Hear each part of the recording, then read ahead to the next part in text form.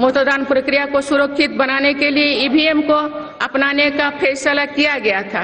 पिछले कई दशकों में ईवीएम में सुप्रीम कोर्ट से लेकर जनता की अदालत तो खार कसौटी को पार किया है। माननीय सदस्यगण, मैं आप सभी सदस्यों से अपनी कुछ और चिंताएं भी साझा करना चाहती हूँ। मैं चाहूंगी कि आप सभी इन विषयों पर चिंतन मनन करके इन विषयों पर ठोस और सकारात्मक परिणाम देश को दें। आज की संचार क्रांति के युग है में विघटनकारी ताकतें लोकतंत्र को कमजोर करने और समाज में दरार डालने की साजिश रच रहे हैं। ये ताकतें देश के भीतर भी है और देश के बाहर भी संचालित हो रहे हैं। इसके द्वारा अफवाह फैलाने का, जनता को भ्रम में डालने का, मिस इन्फॉर्मेशन का सहारा लिया जा रहा है। इस स्थिति को ऐसे ही बेरोक टोक नहीं चलने दिया जा सकता है। आज के समय में टेक्नोलॉजी हर दिन और उन्नत हो रही है। ऐसे में मानवता के विरुद्ध इनका गलत उपयोग बहुत घातक है। भारत ने विश्व मंच पर भी इन चिंताओं को प्रकट किया है और एक ग्लोबल फ्रेमवर्क की वकालत की है। हम सभी का दायित्व है कि इन प्रवृत्ति को रोके, इस चुनौती से निपटने के लिए नए रास्ते खोजें। माननीय सदस्यगण, 21वीं सदी के इस तीसरे दशक में आज ग्लोबल ऑर्डर एक नया शक्ल ले रहा है। मेरी सरकार के प्रयासों से आज भारत विश्व बंधु के रूप में दुनिया को नया भरोसा दे रही है। मानव केंद्रित अप्रोच रखने की वजह से भारत आज किसी भी संकट के समय फास्ट रेस्पॉन्डर और ग्लोबल साउथ की बुलंद आवाज बना है।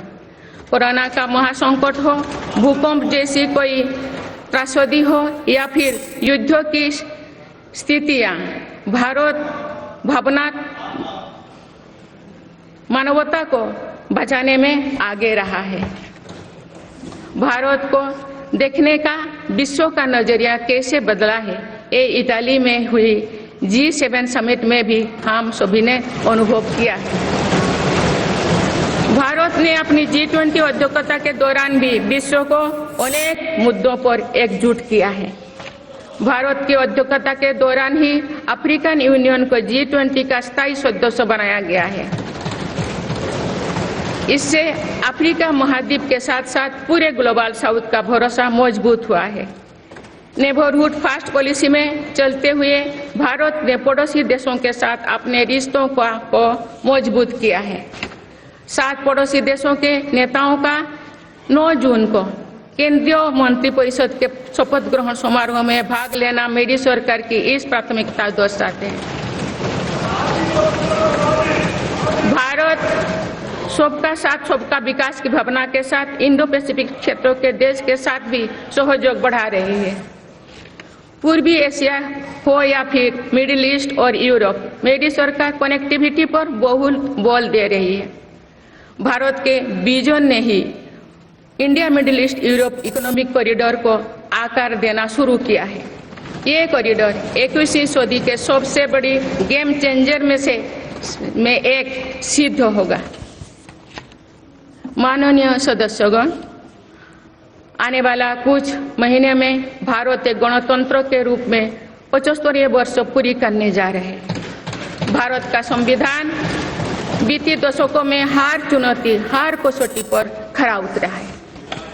जब संविधान बन रहा था तो भी दुनिया में ऐसे ताकतें थे जो भारत के असफल होने की कामना कर रही थी।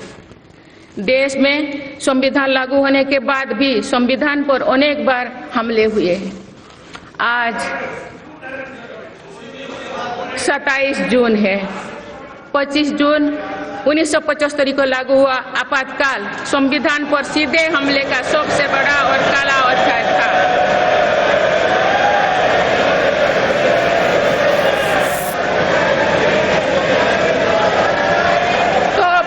देश में हाहाकार मच गया था, लेकिन ऐसी असंवैधानिक ताकतों पर देश ने विजय प्राप्त करके दिखाया। क्योंकि भारत के मूल में गणतंत्र की परंपराएं रही है। मेरी सरकार भी भारत के संविधान को सिर्फ राजकाज का माध्यम भर नहीं मानती, बल्कि हमारा संविधान जन चेतना का हिस्सा हो, इसके लिए हम प्रयास कर रहे हैं। इसी ध्येय के साथ मेरी सरकार ने 26 नवंबर को संविधान दिवस के रूप में मानना शुरू किया है।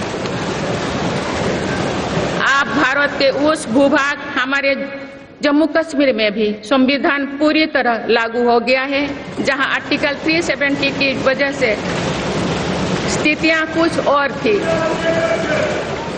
माननीय सदस्यगण,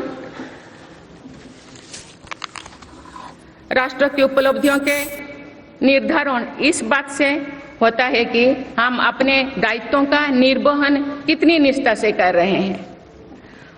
18 लोकसभा में कई नए सदस्य पहली बार संसदीय प्रणाली का हिस्सा बने हैं। पुराने सदस्य भी नए उत्साह के साथ आए हैं। आप सभी जानते हैं कि आज का समय हर प्रकार से भारत के लिए बहुत अनुकूल है। आने वाले वर्षों में भारत की सरकार और संसद का क्या निर्णय लेती है, क्या नीतियां बनाती है, इस पर पूरा विश्व की नजर है।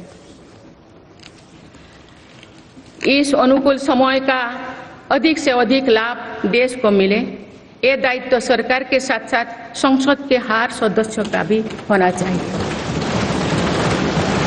पिछले 10 वर्षों में जो रिफॉर्म्स हुई है, जो नया आत्मविश्वास देश में आया है, इससे हम विकसित भारत बनाने के लिए नई गति प्राप्त कर चुके हैं। हम सभी को ये हमेशा ध्यान रखना है कि विकसित भारत का निर्माण देश के हर नागरिक की आकांक्षा है, संकल्प भी है। इस संकल्प की सिद्धि में अवरोध पैदा ना हो, ये हम सभी का दायित्व है भी, कर्तव्य भी है। नीतियों का विरोध आते हैं। जब संसद सुचारू रूप से चलती है, जब यहाँ स्वस्थ चर्चा परिचर्चा होती है, जब दूरगामी निर्णय होते हैं, तब लोगों का विश्वास सिर्फ सरकार ही नहीं, पूरी व्यवस्था पर बना है कि संसद के पल पल का सदुपयोग होगा, जनहित को प्राथमिकता मिलेगा। माननीय सदस्यगण, हमारे वेदों में हमारे ऋषियों ने हमें कुछ नीति वाणी दिए हैं, जैसे कि समान मंत्र हो समिति ही समानी की प्रेरणा दी है। अर्थात हम एक समान विचार और लक्ष्य लेकर एक साथ काम करें। यही इस संसद की मूल भावना है। इसलिए जब भारत तीसरी नंबर की इकोनॉमी बनेगा, तो देश की इस सफलता में आपकी भी सहभागिता होगी। हम जब 2027 में आज़ादी की शताब्दी का उत्सव विकसित भारत के रूप में मनाएंगे, तो इस पीढ़ी को भी श्रेय मिलेगा। आज हमारे युवाओं में जो सामर्थ्य है, आज हमारे संकल्प में जो निष्ठा है, हमारी जो असंभव सी लगने वाली उपलब्धियां है, ये इस बात का प्रमाण है कि आने वाला दौर भारत का दौर है। ये सदी भारत की सदी है और इसका प्रभाव आने वाली 1000 वर्षों तक रहेगा। आइए हम सब मिलकर पूर्ण कर्तव्यनिष्ठा के साथ राष्ट्रीय संकल्पों की सिद्धि में जुट जाएं, विकसित भारत बनाएं। आप सभी को मेरा बहुत बहुत बहुत शुभकामनाएं। धन्यवाद। जय हिंद, जय भारत।